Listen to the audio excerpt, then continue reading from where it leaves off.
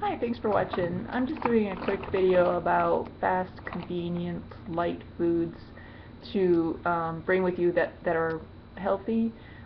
If you're traveling and you have to travel light, let's say you're doing a Greyhound trip or something like that. So anchovies, any of these like herring snacks that um, they're pretty light, and yes, you do have to be a little bbit careful because this is fish and it has a really strong scent. But if you're, if you're not on quite an uneven surface, I've enjoyed sardines on the side of the road when I'm hitchhiking, and it's been really good. And if you're really together, bring some parsley, a couple carrots. That's also good travel food. Something that's pretty light is also seaweed. Now, you really want to keep hydrated, so I highly recommend, if you're limited funds, at least fill up water, buy some water. At gas stations, you can always get some free hot water. Generally, the people are pretty nice. But make sure you're hydrating and only eat kind of a little bit of seaweed. I noticed that if I'm stationary for a long time, my lower limbs get swollen. So I think there's just something about seaweed, sodium or something. So it's nice for a little bit of a taste variety. I recommend coconut flakes. It's just kind of coconut has a nice fat to it. It has some fiber. It has some variety. It's really light and it's nutritious. I like fish flakes. This is some type of shaved mackerel. So you could just throw this if you have some hot water in your thermos. You can, if you if you're if you have not too long of travel, you could bring some miso with you if you're only going to be on the road a few days. Miso does get moldy after a while, but it might take a few days.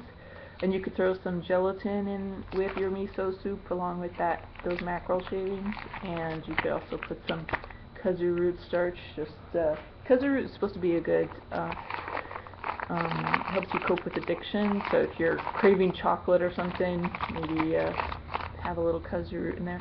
The thing about kudzu root is, I don't know if it's a standard starch kind of issue, but you have to put it in some cold water for it to disintegrate. Otherwise, it just kind of is this globby mess, and if you just add hot water to it. So speaking of chocolate, I recommend either chocolate or cacao nibs. That's what this is.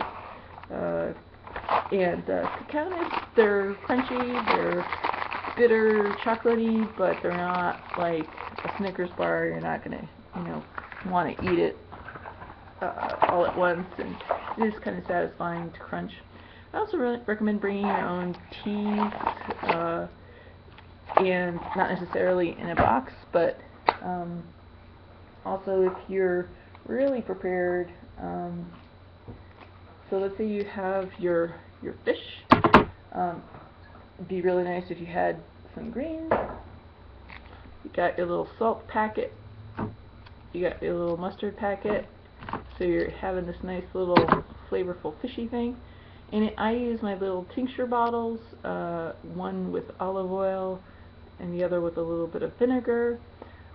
So I can, and it's not a whole lot, but when you're making a little salad on the road, and you kind of need something more than a bag of Doritos, which is going to make you hungry later anyway because of the carbs. You need fat, you need protein. Having those little additions, especially if you're doing this kind of over a long haul, it's helpful. So anyways, good luck with your travels. Be safe, follow your gut instinct, have fun, be happy, and thanks for watching.